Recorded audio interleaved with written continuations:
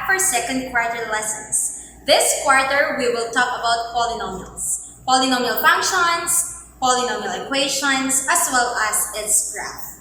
In your lower grades, you learned about linear and quadratic function.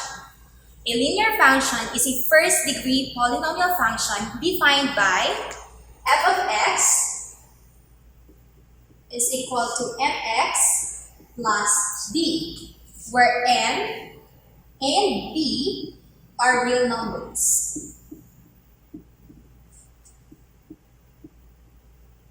And m should not be equal to 0. The graph of a linear function is a line, and m is its slope, and b is its y-intercept. A quadratic function is a second-degree polynomial function defined by f of x is equal to ax squared plus bx plus c, where a, b, and c are real numbers. And a should not be equal to 0. The graph of a quadratic function is called a parabola.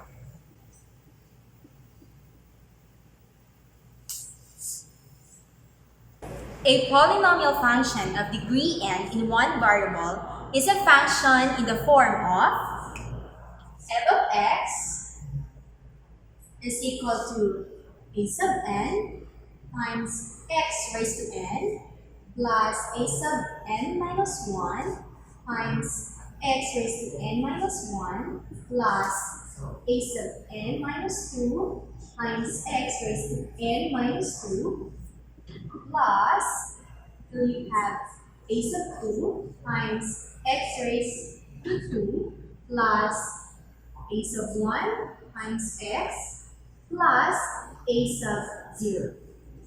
Each monomial in this sum, this one, this one, this one, this one, this one, and this one are terms of the polynomial function. And this polynomial function is written in standard form.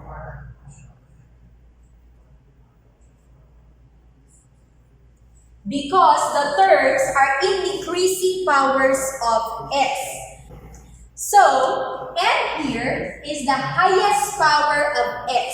Therefore, n is the degree of the polynomial function. So, a sub n minus 1, a sub n minus 2, a sub 2, a sub 1, and a sub 0 are called the coefficients of the polynomial function, where a sub n should not be equal to 0, and a sub 0 is called the constant term of the function.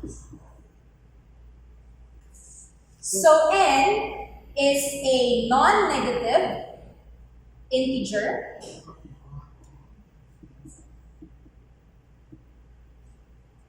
and a sub n times x raised to n is your leading term, and your a sub n is your leading coefficient.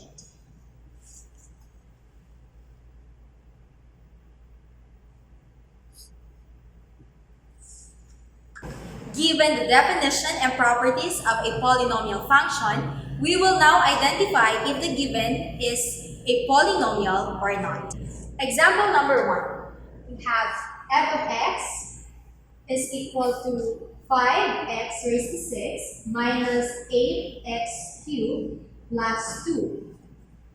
Now, we need to take a look at the coefficient. You have 5, negative 8, and 2. As you can see, these are all real numbers. Next, we have to take a look at the exponents. You have 6 and 3. These are non-negative integers. Therefore, we can say that this is a polynomial function.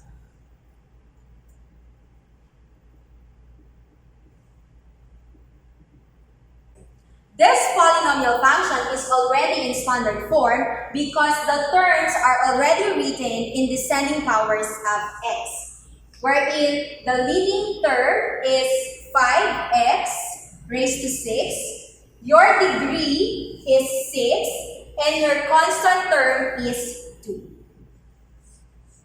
Example number 2, we have g of x is equal to 6x minus square root of 5 plus 5x squared. Now, first we take a look at the coefficients. You have 6, negative 5, and pi, and these are all real numbers. Next, we take a look at the exponent. You have 1 and 2. These are non-negative integers. Therefore, we can say that this function is a polynomial function. Now, if this is a polynomial function, we need to write it in standard form. As we all know, if we write something in standard form, it should be in descending powers of x. Hence, we have g of x is equal to 5x squared plus 6x minus square root of 5. Hence, given this, you have 5x squared as your leading term. You have 2 as your degree, and square root of negative 5 as your constant term. Example number 3. We have h of x is equal to 8x raised to 5 minus 4x cubed plus 1 over x. Now we take a look at each term of this function. First we have 8x raised to 5, then we have negative 4x cubed, and then we have 1 over x. When simplified, 1 over x is equal to x raised to negative 1. Now, we have a negative exponent. Therefore, we can conclude that this function is not a polynomial function. Example number 4. I of x is equal to 3x squared minus 4x plus 2i. We take a look at each term. We have 3x squared. Next, we have negative 4x, and then we have 2i. So, I is a complex number. Therefore, it is not real. Hence, we can conclude that this is not a polynomial function.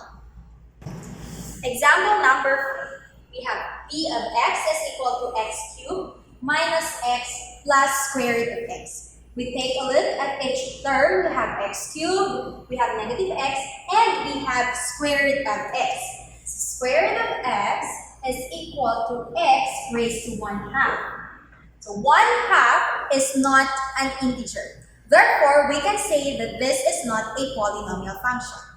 We have example number 6. We have q of x is equal to 1/2 x squared plus 2x cubed minus 11x raised to 5. Now, we take a look at the coefficients of each term. You have 1/2, you have 2, and negative 11. These are all real numbers. Next, we take a look at the exponents. You have 2, 3, and 5. These are non-negative integers. Therefore, we can say that this is a polynomial function. Since this is a polynomial function, we need to write it in standard form. Hence, we have q of x is equal to negative 11x raised to 5 plus 2x cubed plus 1/2 x squared. So, negative 11x raised to 5 is your leading term. And then you have 5 as your degree. And as you can see, your constant term here is 0. In summary, polynomial function in standard form has its term arranged in descending powers of x. In a polynomial function, the exponent of the variable x is restricted to positive integers, or in other words, no variable x should be found in the denominator, no variable x should have a fraction as exponent, or placed under a radical sign.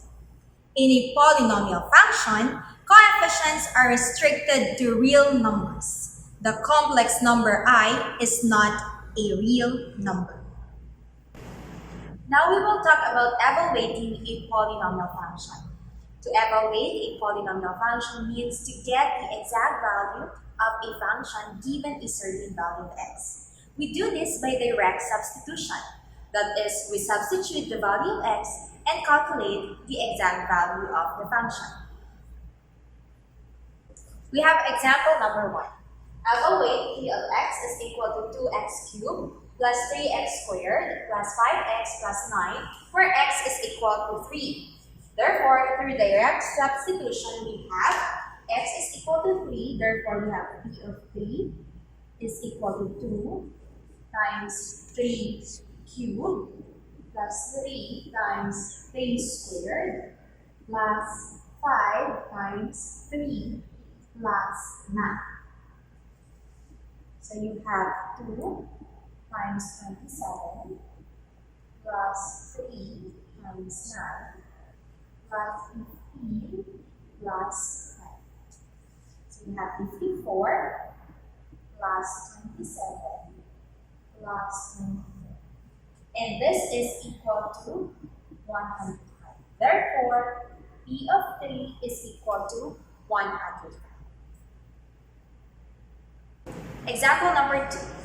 Evaluate p of x equal to negative 3 x raised to 5 plus 4x cubed minus x plus 9, where x is equal to negative 2. So again, by direct substitution, we have p of negative 2 is equal to negative 3 times negative 2 raised to 5 plus 4 times negative 2 cubed minus negative 2 plus 9. So we have negative 3 times negative 32 plus 4 times negative 8 plus 2 plus 9. So we have 96 minus 32 plus 11. This is equal to 75. Therefore, p of negative 2 is 75. So if you are using your calculator, do not forget to put negative 2 inside the parentheses.